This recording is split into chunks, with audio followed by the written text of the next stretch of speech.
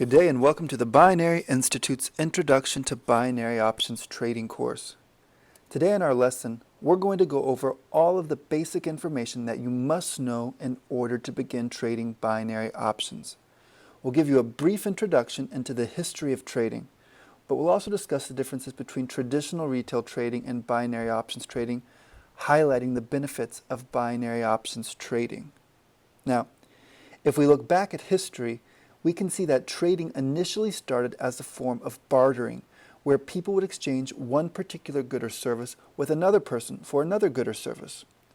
Over time, people began to dedicate themselves to a particular craft or career and needed a place where they could exchange and trade, a marketplace. Now, over time, we eventually shifted from trading strictly one good or service for another good or service out of necessity. For example, 5,000 years ago, I may have wanted to buy your cow. However, I might not have had anything of equivalent value to offer you that you may have needed or wanted. So people began to seek out other ways of payment in order to facilitate the purchase of things they needed, some kind of currency. Now initially, people began to use precious stones and metals that were of different values. Now eventually, we began to create coins and paper money that would be recognized in our region and could be used to purchase anything that we would need or want. Even today, we see constant progress in the way we pay for things. While we still use paper money and coins today, we have other ways that we can pay, whether that be credit or debit cards, or even an Apple Watch.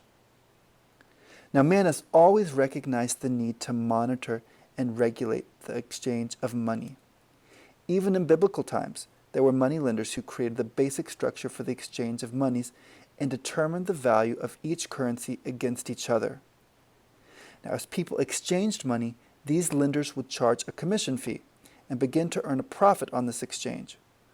Over time, this responsibility became a key function of banks. Now, it's important to point out that the exchange of monies has always been extremely important and attractive to people around the world. However, it has not only been currencies or precious metals or stones that have been traded. The idea of stocks, or the ownership of a portion of a company or of an organization, has been around for thousands of years, presumably as far back as Roman times. Now, as organizations were formed, the owners of the companies would either sell a portion of the ownership to others in order to ease any financial hardship that was required to operate the business. Now, this was obviously beneficial to these stockholders, as they would now be able to earn a percentage of the profits that the company earned as well. Now, as economies grew over time, more and more people became interested in buying and selling stocks of companies, and they needed a marketplace to facilitate these transactions. The idea of a stock exchange was born, and we could see these exchanges pop up as early as the 1500s. Now, the major global stock exchanges, however, really didn't start to develop until the 18th century, when the London Stock Exchange opened in 1773. And almost 20 years later, the New York Stock Exchange opened. Now, these were the physical exchanges where brokers would facilitate the buying and selling of company stocks, and these two exchanges began to grow in size and power quickly. From here, trading rapidly developed, and in the last century, even until today, you can trade almost anything imaginable on these exchanges. Now, obviously, there are traders who trade currencies, or the exchange of those currencies, which is a domain most commonly referred to as foreign exchange or Forex. Now, there are other traders who trade in commodities such as gold, silver, oil, wheat, or even oranges. Stocks trading has always been popular, and it usually is the form of trading that most people think of when we discuss trading. Now, over time, more financial products did become available to consumers, and one of this was the index. Now, an index is a financial tool that was developed to measure the overall strength of a particular market. The index itself was a list of stocks in a particular country that were weighed in order to give an average of the strength of that market. Now, as the value of each of these stocks listed on that index would increase or decrease, the overall score of that index would move up or down as well.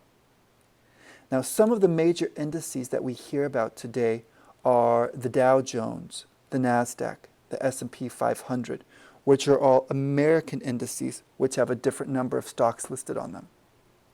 Other indices that are important are the FTSE 100, which is the UK's major index, the CAC 40, which is France's major index, the Hang Seng, which is Hong Kong's major index, the Nikkei 225, which is Japan's major index, the DAX, which is Germany, and there are many, many others.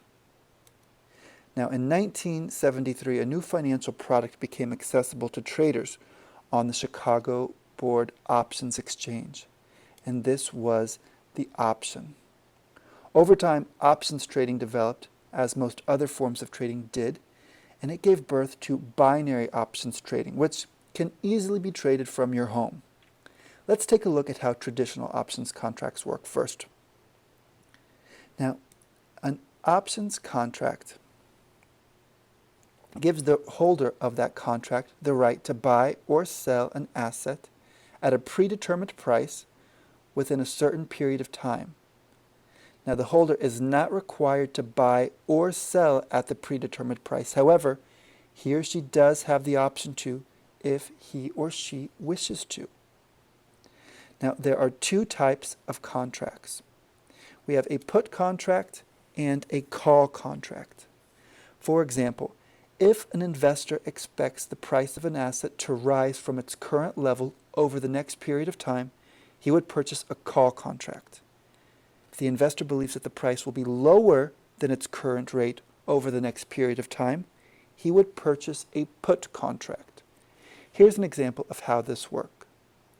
Let's say that you want to buy a piece of land that is currently worth $100,000, and you believe that in the next year the value will rise by another $30,000. However, you don't want to tie up $100,000 for a year in that investment, so you speak with the seller of the land, and he offers to sell you an options contract to purchase that land a year from now. He offers you a $5,000 contract, and you agree to it. Now, a year from now, you see that the land has increased in value to $130,000. So you decide to execute your right to purchase the land at the agreed price of $100,000. And now you own the land. So if you think about it, after you pay the $5,000 for the options contract and then the $100,000 for the land, you've paid $105,000, which leaves you with a profit of $25,000. But let's say, for example, that instead of the land rising in value, that it decreases in value to $80,000. Now, a year later, you are not obligated to exercise the purchase of the land, and your loss is only $5,000 for that options contract. Now, in our next lesson, we'll go into more detail about what options are, specifically binary options, and how they're different from other forms of trading and how we can trade them. But in this lesson, we're focusing on the history of trading. So let's talk a little bit more about trading today. Now, it's important to mention that trading continues to develop every day. People are now capable of trading in a variety of ways, whether it's traditional stocks, Forex trading, or binary options trading. And traders are capable of following the market price movements on their own and making their own decisions of how to trade instead of relying on just a broker. Now, in the past, a trader would contact a broker who would relay the order to a specialist on the floor of a stock exchange to execute the sale of the contract. The same goes for Forex trading. As late as the 1970s, traders would make exchanges exclusively through banks or brokerages who would negotiate the rates and would take a small commission on the exchange. Now, this all would change eventually with the dawn of retail exchange trading. Trading platforms and brokerages developed to the point where they could reach masses and facilitate the trading process.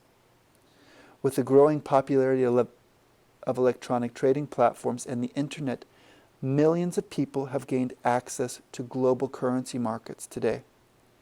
Today, traders can open trading accounts from home and can begin to trade actively in the markets, whether it's Forex, stocks, or binary options. So you can see that the way that people interact in exchange has certainly come a long way from the exchanging of one good or service for another.